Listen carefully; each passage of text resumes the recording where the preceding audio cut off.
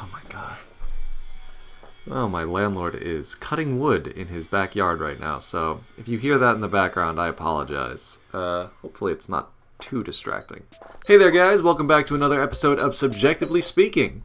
This show is all about two things, character design and opinions, so be sure to leave your thoughts on the video down below in the comments and start a conversation. While you're there, don't forget to like and subscribe and check out our sponsor, Inked Gaming. Inked Gaming works perfectly with this video's topic, custom gaming merch for TCG players, PC gamers, anything you might want or need, hoodies, t-shirts, they got it, custom artwork by independent artists. Check them out, help support us, help support the artists who make the designs, and that's about it. Thank you guys for your support, and without further ado, let's move on to the video.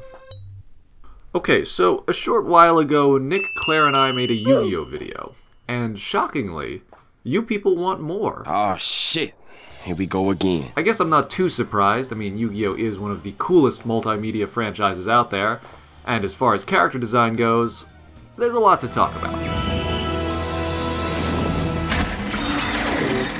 There are thousands of characters that make up the world of Duel Monsters, not including the characters that star in the show, and the design of these monsters has always been what has attracted me most to the game. When I was a little kid, everyone was into YuGiOh, but I never really figured out how to play the actual card game. I just hoarded the dragon cards and made up the rules so I could beat my sister and summon 5-headed dragon from my hand. But for all the exciting and popular monster designs in this vast and intricate game, there are more than a few that seem to, well, how do I say this? Alright, let's just put it this way. There are no rules in YuGiOh monster design.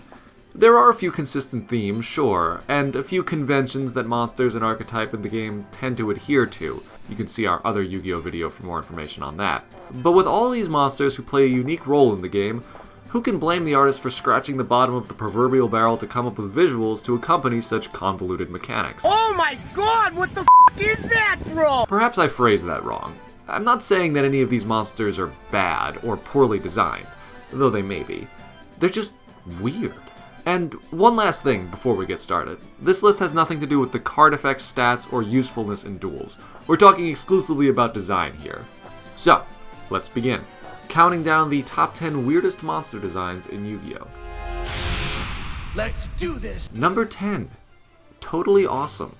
Once again, not all of these monsters are monsters that I dislike. In fact, I love Totally Awesome, very much. I would love to own a copy of this card, if not to build a deck with, then at least just to admire. This, by the way, is an incredibly strong card, and thus wildly and ridiculously expensive, but it's also really weird. In case you haven't noticed yet, Totally Awesome's card art consists of a frog, and a smaller frog stacked on its back, and the cherry on top is an orange on top, because, you know, they might get hungry. I get the two frogs. This monster requires 2 level 2 aqua monsters to summon, and one of the easiest ways to get these monsters is with a frog deck. You know, it's an Xyz summon, you stack the 2 materials on top of each other, boom, you get a stack of frogs. But the orange, I can't really tell you what that's about. And even if I had a good explanation for it, it's still just a rather strange card that I love. You're too good for this world. Number 9. Hungry Burger. Hamburger. Those of you who played YuGiOh back in the early days of the game might remember this unique and iconic ritual monster.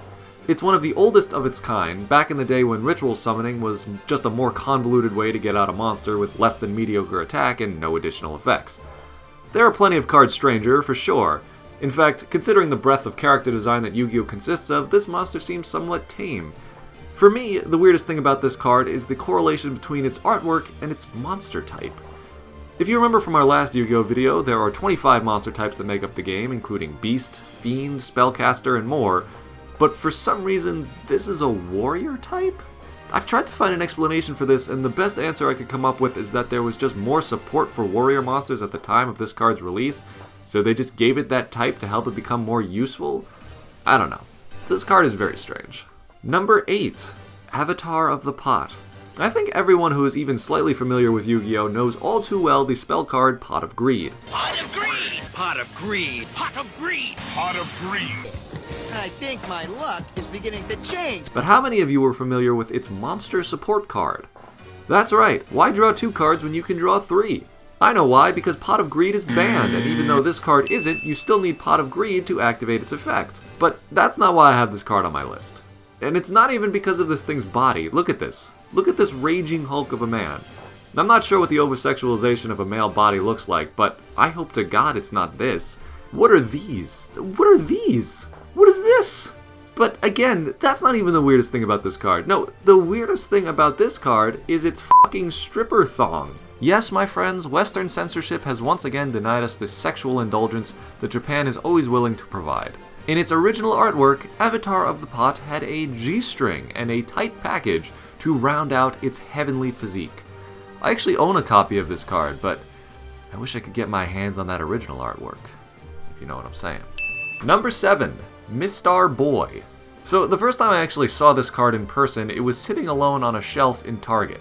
Someone had desecrated a booster or perhaps a structure deck and left behind but one card. Well, who cares about a stupid star? I'm not sure how I feel about this guy. I want to say he's charming, but something about him makes me feel very uncomfortable. I understand that this monster, along with the other attribute support linked to monsters, is based off of old effect monsters from the early days of Yu-Gi-Oh!, and I think that's a cute idea. It's wonderful to see the transformation of young Starboy over the years, and bask in the beauty and splendor of his final form. I just wish he'd stop looking at me like that. Keep your tentacles to yourself. Number 6, the Sea Monster Archetype. See? Alright, I cheated. This is not a single monster, but instead a whole archetype. But I feel like I can't just talk about one of these with addressing all the others. So first, some background. The Sea archetype is called the G archetype in Japan, G standing for Gokibori, which translates directly to cockroach. Thus the C, in English, stands for cockroach.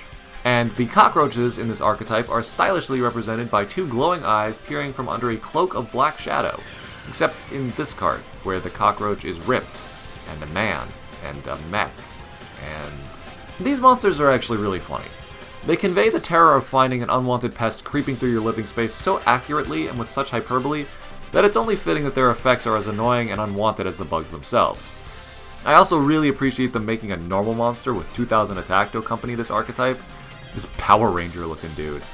It's just a fun archetype, and yet so convoluted, and so strange, and cute. Number 5, Parry Knights. Okay. Up until this point, I've had no issue with the design of any of these monsters, no matter how strange. This thing, though, I hate this. This looks like the protagonist of some fucking weird-ass anime from 1991 that your weeaboo friend tries to get you to watch in high school, and it's just dated enough to make you feel really uncomfortable. What the fuck is a warrior in Yu-Gi-Oh? Is it a burger with teeth? Is it a Japanese rock duet with swords? Stop looking at me like that. You too. God. I hate this card. Number 4, Worm Rakuyo. Speaking of monster types that seem to have no correlation to the monster's design, here's Worm Rakuyo. I actually had this card in one of the earliest forms of my Subterror decks, because I'm an idiot. But I hated looking at this thing. The reptile archetype in Yu-Gi-Oh! Might be the most visually confused collection of monsters in the game.